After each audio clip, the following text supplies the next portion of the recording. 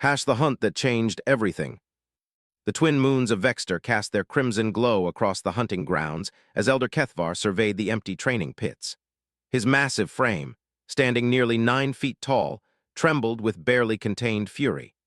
The ancient Zorvak warrior's forearms flexed as his claws extended and retracted in a nervous rhythm that had spelled doom for countless prey across the galaxy. "Impossible," he growled, his voice like grinding stone. "Cubs do not simply vanish." The Zorvak had ruled this sector of space for 3 millennia. Their reputation as the galaxy's apex predators was legendary. Every species knew the terror of their razor-sharp claws, their supernatural speed, and their ability to track prey across star systems. Yet here, in the heart of their most sacred territory, 3 of their most promising younglings had disappeared without a trace. Kethvar's secondary arms worked the control panel of his scanner, desperately seeking any biological signature that might lead him to his missing cubs. Zix, Moth, and Little Pix had been conducting their final trial hunt when they had simply ceased to exist. No distress calls, no signs of struggle, no trace of their genetic markers anywhere on the planet. The Elder's comm device crackled to life. "Report, Kethvar," came the commanding voice of clan leader Thexmer. "The cubs have vanished completely. No trace remains. This is unprecedented in our history." Kethvar's voice carried a note of confusion that would have shocked any other species. Zorvak were never confused. They were the hunters, not the hunted. "Explain," Thexmer demanded. Kethvar looked out across the vast wilderness where his cubs had last been seen. The forest stretched endlessly, filled with the massive, carnivorous plants that the cubs had been learning to navigate. These weren't helpless younglings. Each cub stood 6 feet tall and possessed claws that could slice through battle armor. They had been trained since birth to track, hunt, and kill with lethal efficiency. "I have searched every meter of their assigned territory. The environmental scanners show no evidence of off-world technology. No spacecraft landings, no energy weapon discharges, no chemical residue from stun weapons. It is as if they were plucked from existence by some cosmic force." Through the comm, Kethvar could hear Thexmer's claws scraping against metal. "Continue the search. Deploy additional hunting parties. Contact our intelligence network across the sector. Someone will have answers." As Kethvar began organizing the expanded search, he couldn't shake the growing dread in his chest. The Zorvak had never lost cubs like this. They had faced rival predator species, hostile environments, and even the occasional pirate raid, but nothing had ever simply made their young disappear. 3 days passed. The search parties scoured not just Vexter but 3 neighboring systems. Every Zorvak contact across the galaxy was activated. Information brokers were interrogated. Even their oldest enemies were questioned. Nothing. On the 4th day, Intelligence Chief Jykester arrived with news that chilled even the battle-hardened hunters to their cores. "It's not just us," she announced to the assembled clan leaders, her scarred face grave. "The Zelok hegemony has lost an entire scouting party. The Vrex Empire reports 3 of their terror ships missing with all hands. Even the machine collective known as the Iron Swarm has lost contact with several of their units. All disappeared without trace in the past week." Elder Kethvar felt something he had never experienced in his 8 centuries of life. Fear. Not the healthy respect for a dangerous opponent that kept hunters alive, but genuine, deep terror. What manner of force could eliminate our kind without leaving evidence? Thexmer stood at the head of the council chamber, her massive frame casting long shadows. "We face the unknown. For the first time in our species' history, we are not the apex predator. Something hunts us, and we do not even know what it is." The room fell silent except for the nervous clicking of claws on stone. Every Zorvak present was thinking the same thought. If their cubs, trained from birth to be perfect killing machines, could vanish without trace, what did that mean for the rest of them? Intelligence reports continued to flood in over the following days. The pattern was becoming clear and terrifying. Young members of the galaxy's most dangerous species were disappearing. Not just any young, specifically the most promising, the most skilled, the ones being groomed for leadership or special operations. "It's deliberate," Jykester reported during the emergency council session. "Whatever is taking them knows our kind intimately. They're selecting targets with surgical precision." "But why?" asked Elder Voskar, one of the oldest and most experienced hunters. "What could they want with our cubs?" Kethvar had been wondering the same thing. Were they being held for ransom? studied for biological weaknesses, trained as weapons against their own kind. The possibilities were all terrifying. "We must consider," Thexmer said slowly, "that we may be facing a species more advanced than ourselves, one that has been watching us, learning our patterns, and has now decided to act." The implications hung heavy in the air. The Zorvak had built their empire on the fundamental belief that they were the galaxy's ultimate predators. If that was no longer true. "What are your orders, clan leader?" Kethvar asked. Thexmer's eyes glowed with ancient fury. "We hunt. We gather every piece of information, follow every lead, and we find our cubs, and when we discover who has taken them," her claws extended fully, "we will show this unknown enemy why the galaxy fears the Zorvak." But privately, Kethvar wondered if they were already too late. Somewhere out there, in the vast darkness between the stars, his cubs were either dead or facing something worse than death. The thought that Zix, with her fierce courage, Moth with his tactical brilliance, and little Pix with her unmatched stealth abilities might be suffering made his hearts burn with rage. Yet beneath the rage was a growing certainty that whatever had taken them was unlike any enemy they had ever faced. And for the first time in Zorvak history, they were the ones being hunted. The search would continue, but Kethvar had the terrible feeling that when they finally found answers, those answers would change everything they thought they knew about their place in the galaxy. The soft prison. Consciousness returned slowly to Zix, like swimming up from the depths of a dark ocean. Her predator instincts immediately cataloged her surroundings: soft surface beneath her, warm air with unfamiliar scents, and the sound of something breathing nearby. Her eyes snapped open, ready to strike at whatever had captured her. Instead of a cage or interrogation chamber, she found herself in the strangest environment she had ever encountered. The surfaces were all curved and soft, covered in materials that felt nothing like the metal and stone of Zorvak architecture. Pale light filtered through transparent barriers that weren't quite windows, and everywhere were small, colorful objects that served no obvious tactical purpose. "Oh, you're awake." The voice made Zix spin around, claws extended, ready to tear apart whoever had spoken. But the sight that greeted her stopped her mid-strike. The creature standing in the entrance was unlike anything in her species' vast databases of galactic life forms. It stood upright on two legs, was covered in some kind of artificial skin, and was impossibly small, barely taller than she was, despite being clearly adult. It had only 2 arms, no visible claws or fangs, and its eyes held no trace of predatory instinct. Most bewildering of all, when it saw her weapons extended and ready to kill, it didn't flee or attack. It smiled. "Easy there, big guy," the creature said in a voice so gentle it confused every combat instinct Zix possessed. "Nobody's going to hurt you here." Zix's tactical training kicked in. Assess the threat, identify escape routes, gather intelligence. But this creature, this human, though she didn't know the word yet, wasn't behaving like any captor she'd been taught about. It approached slowly, hands visible and empty, making soft, soothing sounds. "I know you're scared and confused," the human continued. "You've been unconscious for almost a day, but you're safe now." "Safe?" Zix finally found her voice, though it came out as more of a growl. "You dare speak of safety to a Zorvak warrior?" The human tilted its head slightly.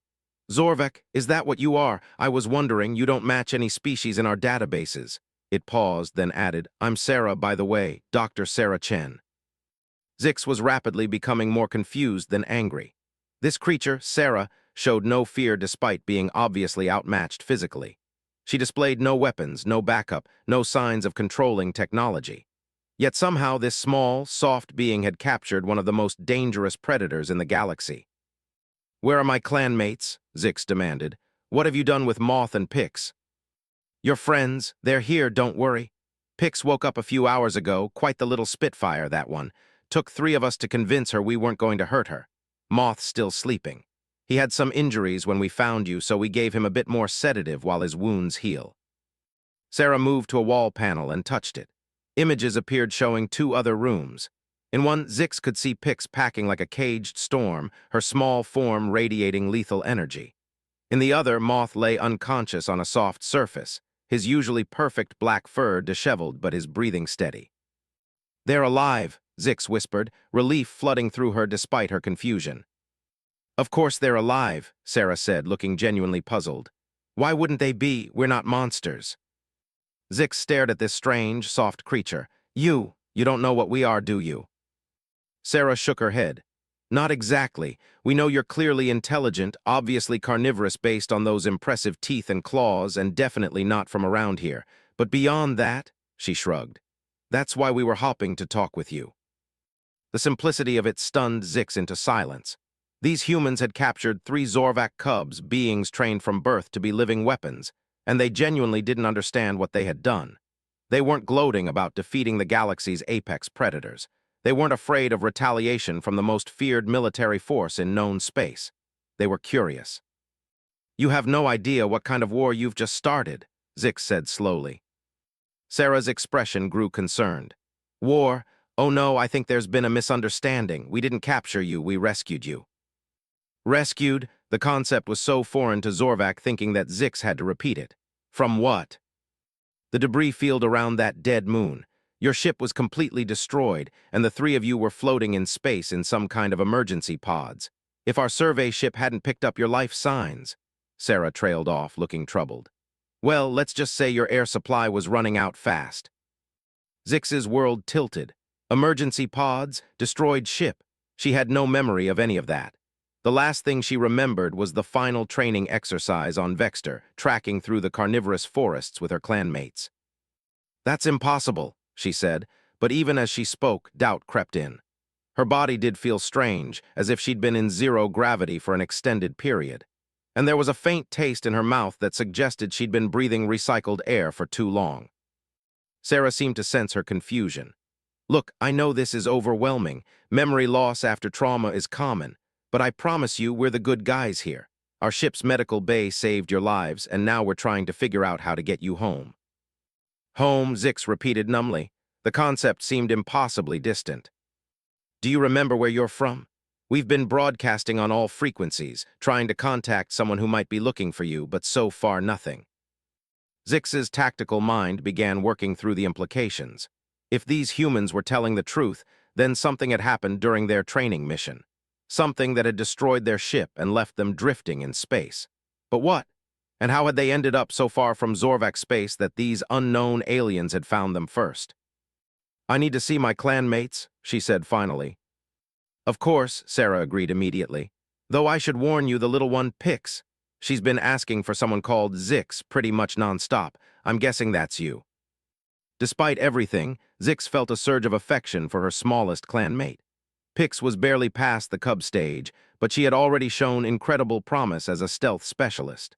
The fact that she was awake and asking for her gave Zix hope. As Sarah led her through corridors that seemed designed more for comfort than efficiency, Zix found herself studying this strange new environment. Everything was rounded, soft-edged, painted in colors that served no camouflage purpose. The lighting was warm rather than harsh. Even the air smelled of growing things rather than recycled atmosphere. What kind of ship is this? She asked. Research vessel, Sarah replied. The UES Discovery. We're part of an extended deep space survey mission, cataloging new systems and looking for signs of intelligent life. She paused. Though I have to say, you 3 are the most exciting discovery we've made in months. They stopped outside a door similar to the one Zix had woken behind. Through the transparent section, she could see Pix curled in a corner, her young face set in a scowl that would have terrified most species. When she saw Zix, however, her expression transformed into pure joy. Zix, Pix launched herself at the barrier, pressing her small hands against it. I knew you were alive. These soft-skinned creatures keep saying they want to help, but I don't trust them. They smell wrong. Sarah operated another wall panel, and the barrier retracted. Immediately, Pix bounded forward and attached herself to Zix's larger frame, purring with relief. The sound was involuntary, something Zorvak cubs did when feeling safe and content. It was also something that would have shocked their training masters back home. She's been doing that on and off since she woke up, Sarah observed with what sounded like fondness. It's actually quite adorable. Zix felt heat rise in her cheeks. Purring was a sign of vulnerability, something that should have been trained out of them by now. The fact that these humans had heard it was embarrassing beyond measure. We need to see Moth, Pix said, still clinging to Zix. He was hurt during whatever happened to us. Sarah nodded and led them to the third room. Moth lay unconscious on what appeared to be some kind of medical platform, various soft lights playing over his form. His injuries, burns that Zix now remembered from some kind of explosion, were clearly healing under whatever treatment he was receiving. "Your friend took the worst of whatever damaged your ship," Sarah explained. "But our medical bay is quite advanced. He should be fully recovered in another day or two." Zix stared down at her clanmate's peaceful face. Moth was the strategist of their group, the one who always knew what to do in any situation. Seeing him so still and vulnerable made the reality of their situation sink in fully. They were alone, cut off from their clan, dependent on these strange, soft aliens for survival. And somehow, despite all their training and all their natural advantages, they felt safer here than they had any right to. "What happens now?" Zix asked. Sarah's expression grew thoughtful. "Now we try to figure out where you come from and how to get you home. In the meantime, you're welcome to stay with us as long as you need. We've got plenty of food, comfortable quarters, and all the time in the world to help you recover." As if summoned by the mention of food, Zix's stomach chose that moment to growl loudly. She realized she was incredibly hungry, hungrier than she'd ever been in her life. Sarah laughed, a sound of pure delight. "Come on, let's get you something to eat. I think you're going to find our food replicator quite interesting." As they walked toward what Sarah called the galley, Pix still attached to her side and purring softly, Zix found herself wondering what kind of species would rescue 3 dangerous predators and then worry about making them comfortable. It went against everything she had been taught about survival and species interaction. But as alien and incomprehensible as these humans were, she had to admit one thing. For the first time since waking up, she didn't feel afraid. And that, more than anything, convinced her that perhaps Sarah was telling the truth about being the good guys. Unexpected bonds. 3 days aboard the Discovery had taught Zix more about humans than a lifetime of tactical briefings ever could. These creatures were utterly paradoxical. They were physically weak by galactic standards, lacking natural weapons or armor, yet they had built technology that surpassed even Zorvek engineering. They were emotional to a degree that should have made them easy prey, yet their empathy seemed to be their greatest strength. Most bewildering of all, they genuinely seemed to enjoy having 3 apex predator cubs aboard their vessel. Zix watched from her favorite observation deck as the crew went about their daily routines. Dr. Rodriguez, the xenobiologist, had spent hours yesterday simply observing Pix's natural movements, taking notes with obvious fascination.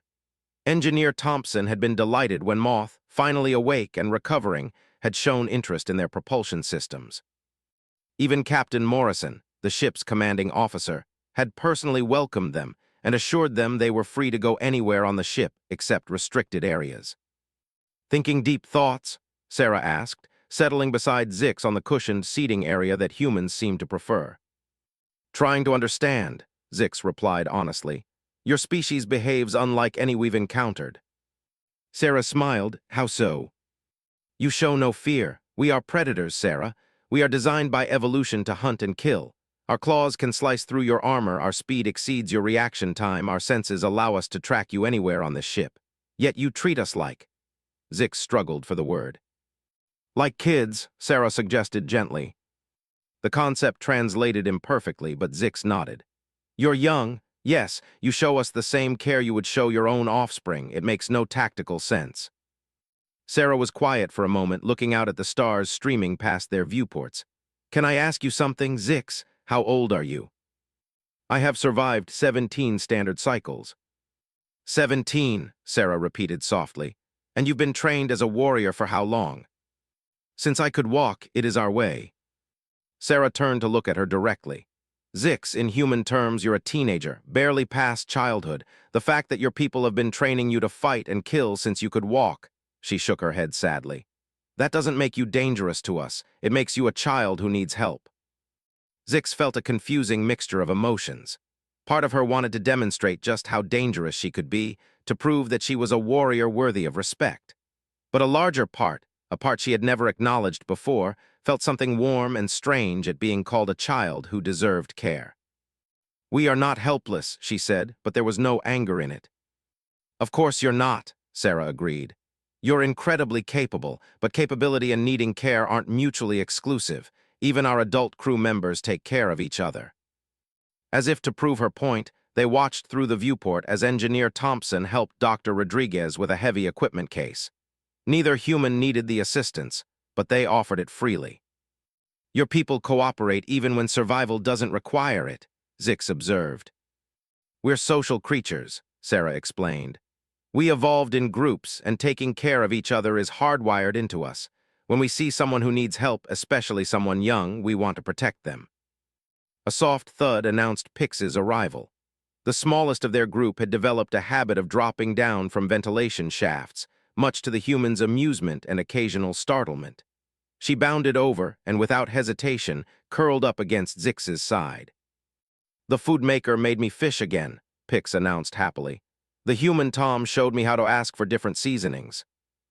Zix felt the familiar purr start in Pix's chest and found herself relaxing despite her efforts to maintain proper warrior composure. The sound was infectious, and she had to concentrate to keep from purring herself.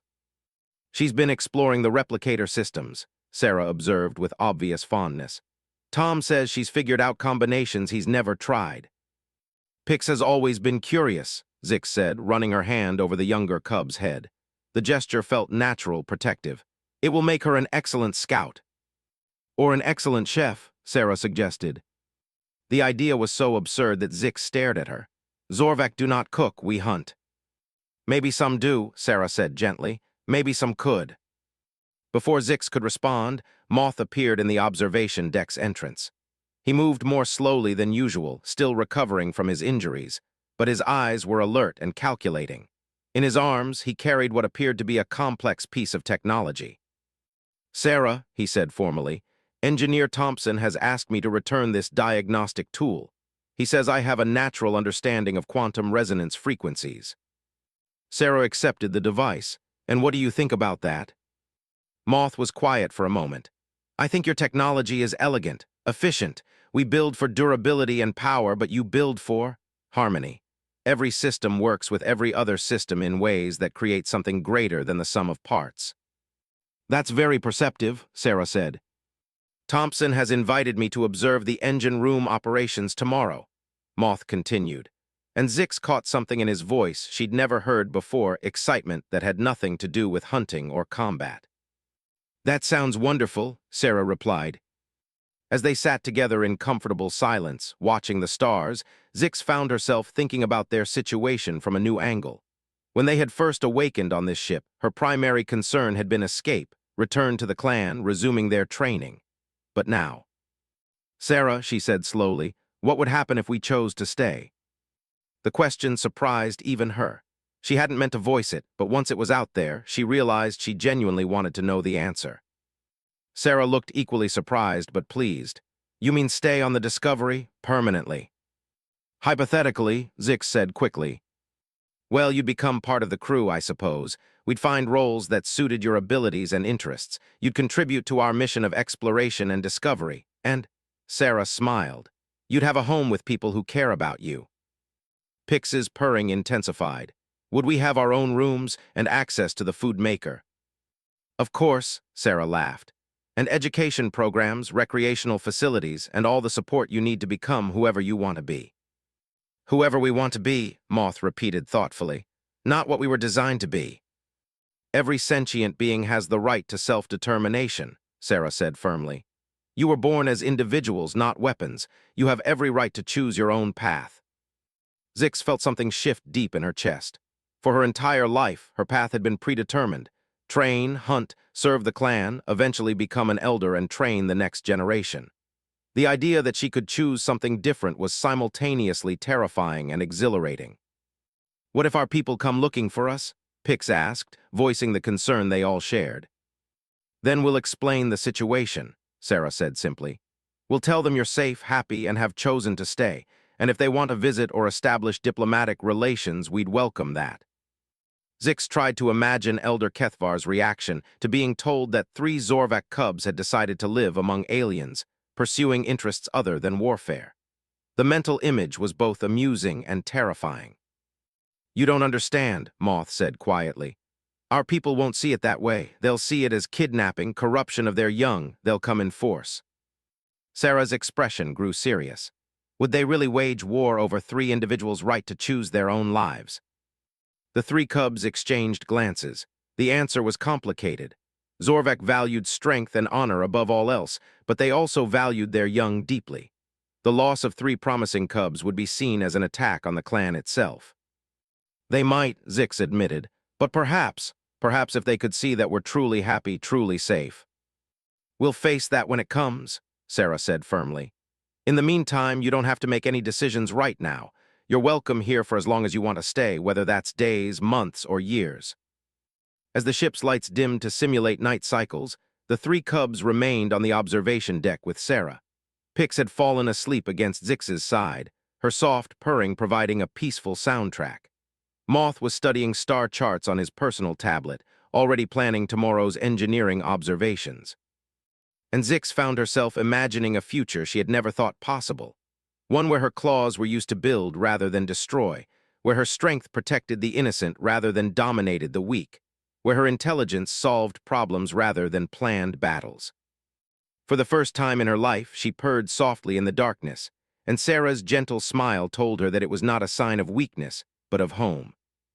The Discovery continued its journey through the stars, carrying three young predators who were slowly discovering that they could be so much more than what they had been created to be.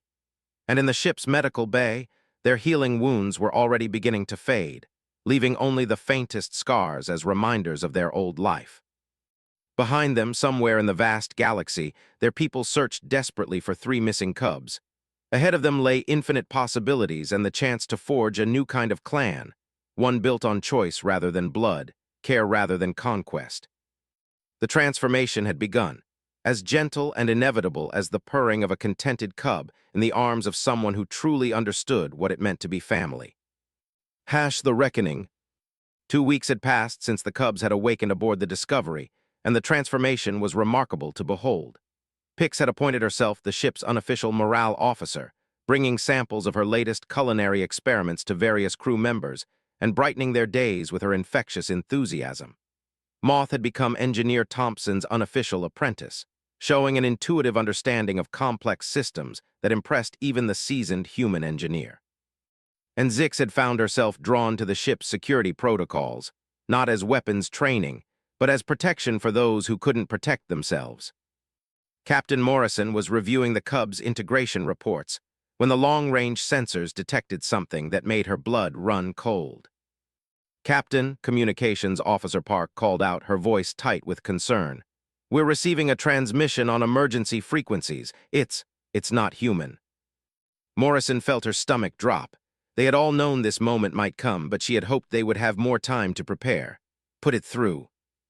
The main screen flickered to life, revealing the massive, intimidating form of Elder Kethvar. His forearms were crossed over his chest, his predatory features set in an expression of barely controlled fury. Behind him, the bridge of a Zorvak warship was visible, its dark metal surfaces designed to intimidate. "Unknown vessel," Kethvar's voice rumbled through the speakers like distant thunder. "You are harboring stolen property of the Zorvak Empire. Return our cubs immediately or face the consequences." Morrison straightened in her command chair. She had faced down pirates, hostile aliens, and cosmic phenomena that would have driven lesser minds insane, but she had never faced a parent searching for missing children. The combination of love and lethal capability in the alien's voice was genuinely terrifying. "This is Captain Alina Morrison of the United Earth Ship Discovery," she replied formally. "We are not holding anyone against their will. The three individuals you're referring to were rescued from a debris field and are free to make their own choices about their future." Kethvar's claws extended visibly. "You dare speak of choices? They are cubs, incapable of understanding the consequences of their actions. Return them now, or we will take them." Behind the captain, the bridge doors opened, and the three cubs entered. They had heard the transmission through the ship's internal communications and had come running. Morrison noticed that all three wore the casual clothing the crew had provided, looking more like young students than trained killers. "Elder Kethvar," Zix said, stepping forward. Her voice was respectful but not subservient. "We are unharmed and well cared for." The massive alien's expression shifted when he saw her. Relief warred with confusion as he took in her appearance. "Zix, child, what have they done to you? You look soft." Pix bounded forward, her youthful energy undiminished. "Uncle Keth, look what I learned." She held up a perfectly formed pastry, its delicate layers a work of art. The humans taught me to create food instead of just consuming it. Kethvar stared at the pastry as if it were a weapon he didn't recognize. Pix, cubs do not craft sustenance, we hunt. But this is so much better, Pix exclaimed. I can make things that taste amazing and make people happy. Watch how the humans smile when I give them treats. Indeed, several crew members were smiling fondly at the young alien's enthusiasm. Kethvar's secondary eyes tracked these expressions with growing bewilderment. Moth, the elder said, turning to the third cub, surely you understand the importance of returning to your training. Moth stepped forward, holding a technical schematic. I do understand, Elder, but I've discovered abilities I never knew I possessed. Look at this propulsion design I've been working on with Engineer Thompson. It could revolutionize space travel, make exploration safer and more efficient. Kethvar examined the schematic with his tactical mind. Despite himself, he was impressed by its elegance and innovation. You created this. We created it together, Moth corrected. Human collaboration allows for achievements beyond what any individual could accomplish alone. The elder's confusion deepened. Collaboration with prey species. They're not prey, Zix said firmly. They're friends, family. They've shown us kindness and care without expecting anything in return. Sarah chose that moment to enter the bridge, followed by Engineer Thompson and Dr. Rodriguez. Kethvar's instincts immediately marked them as threats to be eliminated, but his cub's body language told a different story. They moved protectively toward the humans, not away from them. You must be Kethvar, Sarah said, bowing slightly in what she hoped was a respectful gesture. The cubs have told us so much about you, they love you very much. The simple statement hit Kethvar like a physical blow. These creatures knew his cubs loved him, yet they were keeping them apart. If they love me, why do they resist returning home? Because home meant being trained as killers, Pix said quietly, her usual exuberance fading. Here we're trained as individuals. We're allowed to discover who we want to be. You are Zorvak, Kethvar roared, his patience finally snapping. You are the apex predators of the galaxy. These soft creatures have filled your heads with weakness. No, Zix said, her voice steady and strong. They've filled our hearts with purpose. The bridge fell silent except for the hum of electronics. Kethvar stared at his cubs he had helped train, cubs he had watched grow from helpless infants into promising warriors. But the beings standing before him were something new, something he didn't understand. Explain, he said finally. Captain Morrison stepped forward. Perhaps we could show you rather than tell you. You're welcome aboard our vessel. See for yourself how your cubs live, what they've learned, how they've grown. A trap, Kethvar said immediately. A dinner invitation, Sarah corrected with a smile. Pix has been working on something special, and she's been dying to share it with family. Pix's eyes lit up. Oh yes, Uncle Keth, I've been experimenting with Zorvak flavor profiles combined with human cooking techniques. I think I've created something amazing.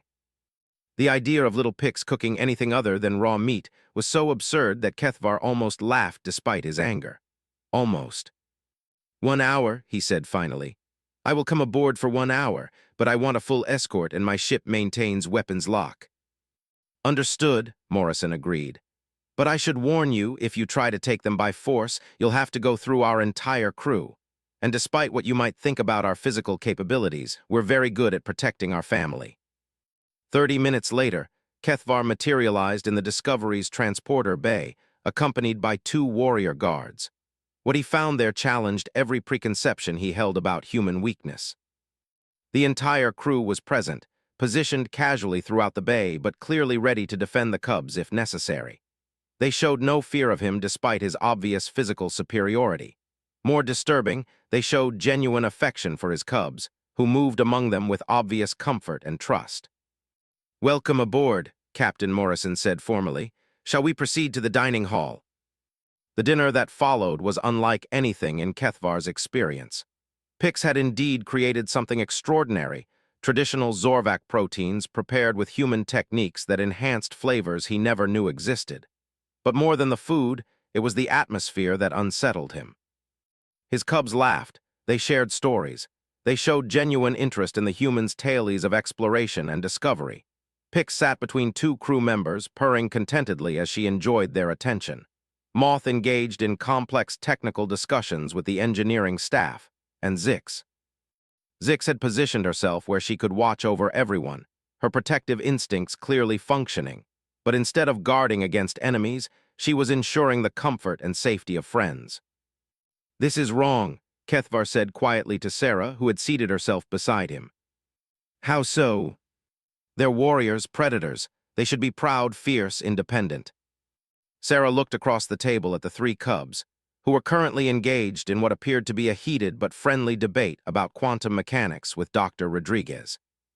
"They are proud," she said gently. "They're proud of what they've accomplished, the friends they've made, the skills they've developed.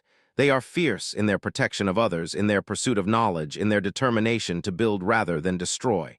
And they are independent. They've chosen their own path despite pressure to conform." "But they're not warriors." Sarah studied the massive alien beside her. What if being a warrior isn't the highest achievement possible? What if there are greater things to aspire to? "Such as being builders, protectors, healers, teachers." Sarah gestured to his cubs. "Look at them, Kethvar, really look. Are they diminished by what they've become, or are they more than they ever were before?" Kethvar looked. Pix was demonstrating a complex cooking technique to fascinated humans, her face glowing with pride and joy. Moth was sketching improvements to the ship's systems while three engineers hung on his every word. Zix was quietly ensuring that everyone had enough food, that the conversation remained inclusive, that no one felt left out. They were still his cubs, but they were also something more. "I don't understand your species," he admitted finally. "We take in strays," Sarah said simply. "It's what we do. We see someone who needs care and we care for them. We see potential and we nurture it. We see family and we protect it. Even when that family could kill you." Sarah looked directly into his predatory eyes. "Especially then, because the greatest strength isn't the power to destroy. It's the wisdom to know when not to use that power." Across the table, Pix noticed her beloved elder looking troubled and immediately bounded over to him. Without hesitation, she climbed into his lap, something she hadn't done since she was a very small cub, and began to purr. "Don't be sad, Uncle Keth," she said softly. "I'm still your Pix, I'm just more Pix now." Kethvar felt something he hadn't experienced in decades: tears. These humans had taken his fierce little warrior and turned her into something soft and gentle and impossibly precious. They had taken his brilliant strategist and given him tools for creation instead of destruction. They had taken his perfect predator and taught her that true strength lay in protection, not dominance. And somehow, impossibly, his cubs were better for it. "What happens now?" he asked Sarah quietly. "That's up to you," she replied. "And them, we're not keeping them prisoner. If they want to return with you, they're free to go. If they want to stay, they're welcome here. And if they want something in between, well, we're very good at finding creative solutions." Kethvar looked around the table at the strange, soft creatures who had shown his cubs such unexpected kindness. Warriors who fought with compassion instead of claws, explorers who sought knowledge rather than conquest, builders who created homes instead of fortresses. Perhaps, he thought, there was something to be learned from such a species after all. Hashanupak. 6 months had passed since the day Elder Kethvar first set foot aboard the Discovery, and the changes that had occurred would have been unimaginable to any Zorvak who knew their history. The great warship Apex Hunter now traveled in convoy with the human exploration vessel, their crews engaged in the galaxy's most unlikely cultural exchange program. Captain Morrison stood in what had become known as the Integration Center, a modified cargo bay that now served as a meeting place between the two species. Watching Zorvak warriors learn human cooking techniques while human engineers marveled at Zorvak tactical systems had become a daily routine that never failed to amaze her. "Captain," Communications Officer Park announced, "we're receiving a priority transmission from Earth Command." Morrison sighed. The bureaucrats back home had been less than thrilled when her weekly reports began including phrases like Zorvak cultural integration and interspecies cooperation protocols. The idea that humanity's first contact with a major galactic predator species had resulted in an exchange program rather than a war was apparently causing significant political headaches. "Put it through to my ready room," she said, then turned to find Zix approaching with a data pad. "Ma'am," the young Zorvak said formally, though her use of human military courtesy still amused Morrison. The latest efficiency reports from the combined engineering teams. Morrison accepted the pad and scanned the contents. The numbers were remarkable. The fusion of human innovation with Zorvac precision had resulted in technological advances that neither species could have achieved alone. Moth's propulsion designs were being tested on both ships, promising to cut interstellar travel time by 30%. Dr. Rodriguez and Elder Voskar had collaborated on medical techniques that combined human surgical precision with Zorvac regenerative biology. Even Pix had contributed, her culinary experiments leading to nutritional breakthroughs that benefited both species. "Impressive work," Morrison said. "How are the crew integration drills progressing?" "Better than expected," Zix replied. "The humans are adapting quickly to our combat techniques, while our people are learning the value of what you call tactical restraint. Elder Kethvar says it's the most challenging training he's ever supervised." Morrison smiled. Kethvar had initially been horrified by human combat philosophy, which emphasized protecting civilians and minimizing casualties over achieving decisive victory. But watching his cubs apply these principles had gradually changed his perspective. The old warrior was now developing what he called precision intervention techniques, ways to end conflicts with minimal harm to all parties. "And personally, how are you adjusting?" Zix's expression grew thoughtful. "I've been thinking about that. When we first arrived, I believed I knew who I was supposed to become. A warrior, a hunter, a guardian of Zorvac supremacy, but living here working with your people." She paused, searching for words. "I discovered that there are many ways to be strong, many ways to protect what matters." "Any regrets about staying?" "None," Zix said firmly. "Though I understand now why our integration was so difficult to accept initially. We represent something unprecedented, predators who chose cooperation over dominance. It challenges fundamental assumptions about how the galaxy works." Through the observation windows, Morrison could see the latest group of cultural exchange participants.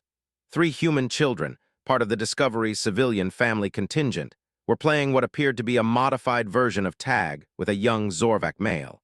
The game involved the alien using his natural stealth abilities, while the humans employed teamwork and technology to track him. All participants were laughing with delight. "The children adapt fastest," Morrison observed.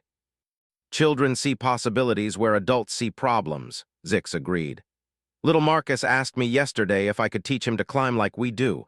He wants to be a space ninja, whatever that means." Morrison laughed. "It means you've become his hero." The conversation was interrupted by the arrival of Elder Kethvar, who moved with the silent grace that made Zorvac such effective hunters. Despite 6 months of close contact, Morrison still felt a momentary spike of primal fear when confronted with his imposing presence. She had learned to respect rather than fear that reaction. It kept her appropriately cautious, while reminding her of the extraordinary trust these beings had placed in humanity. "Captain Morrison," Kethvar said formally, then softened his tone slightly. "Elena, the Council of Elders has reached a decision regarding our ongoing collaboration." Morrison felt her stomach tighten. The Zorvac leadership had been debating the unprecedented situation for months. Some factions wanted to terminate the exchange and bring their people home. Others saw the technological and tactical advantages of cooperation, but worried about cultural contamination. A few progressive voices had suggested that this might represent the next stage of Zorvac evolution. "What did they decide?" Kethvar's expression was unreadable. "They want to meet with your leadership. A formal first contact delegation with representatives from both our species present." "That's significant," Morrison said carefully. "Indeed, for the first time in our recorded history, the Zorvac Empire is considering joining an alliance as equals rather than conquerors." Kethvar looked toward the observation windows where human and Zorvac children played together. "The cubs have shown us something we never imagined possible, that strength shared is greater than strength hoarded." "What changed their minds?" "Several factors. The technological advances speak for themselves. The combat efficiency improvements are undeniable, but primarily," Kethvar paused, his predatory features softening slightly, "they have received reports from other sectors. Species that have encountered our people describe them differently now. Instead of describing terror and submission, they speak of respect, cooperation. Some have even requested Zorvac assistance with problems they cannot solve alone." Zix stepped forward.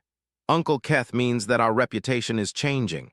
Instead of being known only as apex predators, we're becoming known as apex protectors. The cubs are responsible for this shift, Kethvar continued. Their example has inspired warriors across the Empire to reconsider what it means to be strong. Several hunting packs have begun what they call human missions, operations focused on rescue and protection rather than dominance. Morrison felt a surge of pride for her young crew members.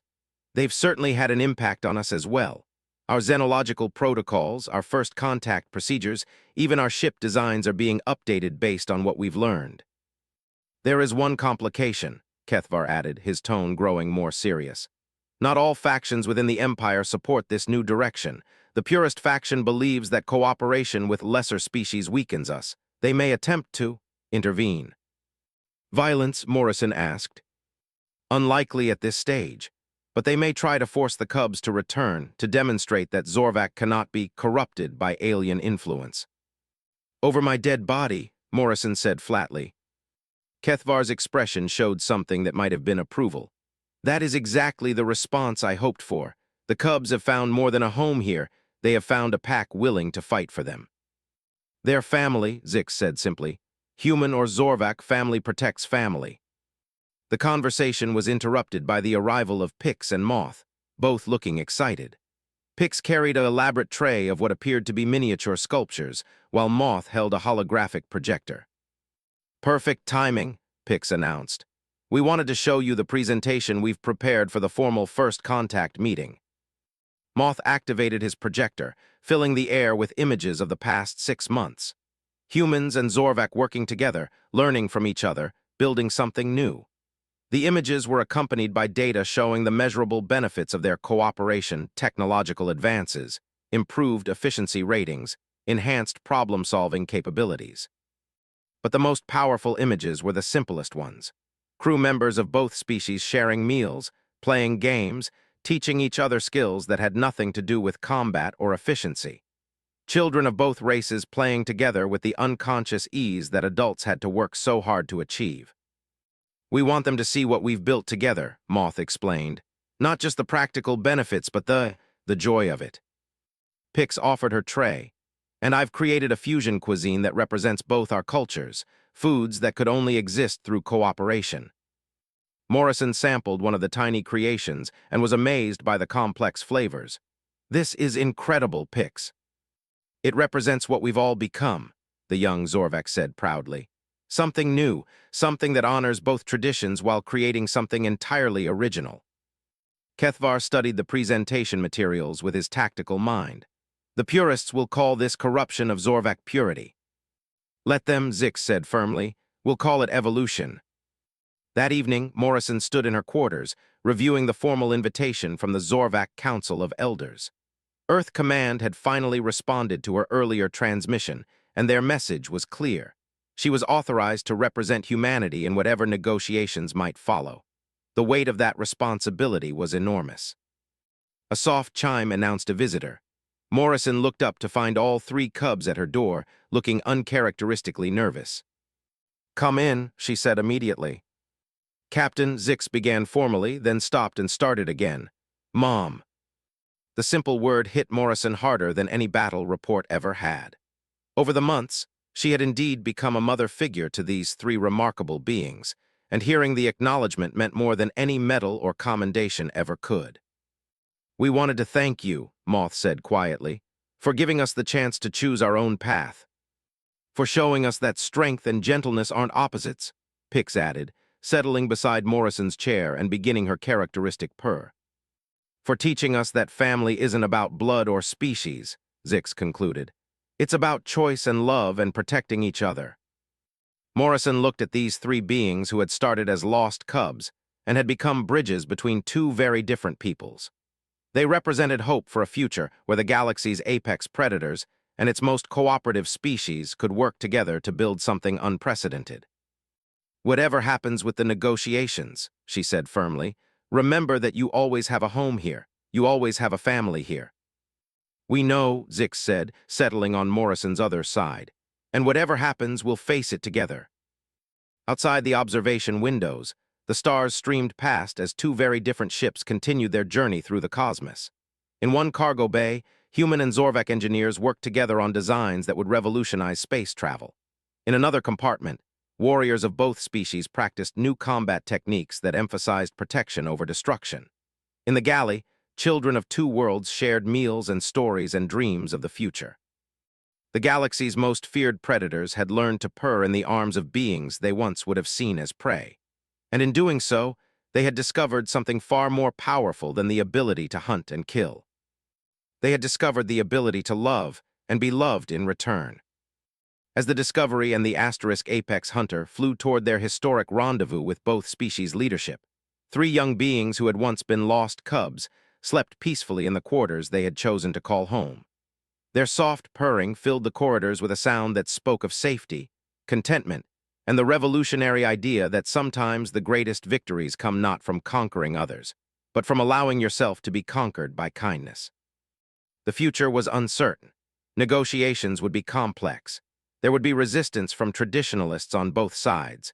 But in the quiet moments between the stars, with the sound of alien purring as a lullaby, it was easy to believe that something beautiful was being born in the darkness between worlds. Something that honored the best of both species, while transcending the limitations of either alone. Something that would change the galaxy forever.